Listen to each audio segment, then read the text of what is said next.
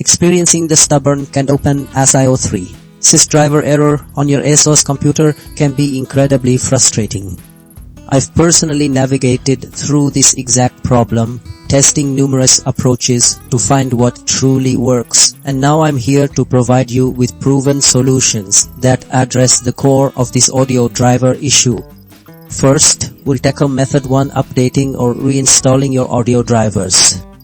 This is crucial because a corrupted or outdated ASIO driver is often the root cause of the Can't Open message, preventing proper communication between your operating system and audio hardware.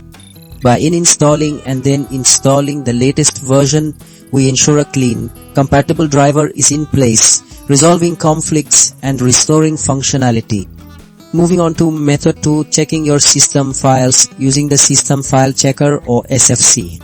The ASIO3.sys file itself might be corrupted or missing due to system instability or malware. SFC scans and repairs these critical Windows files, ensuring the integrity required for the driver to load correctly. This method targets underlying system damage that could be preventing driver initialization.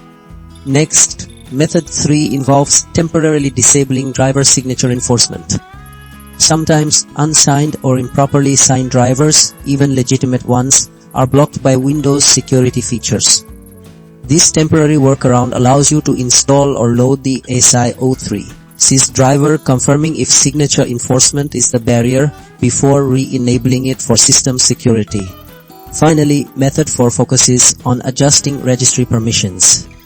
Incorrect registry permissions for the ASIO3.sys driver key can prevent the system from accessing or loading it properly, even if the file itself is intact.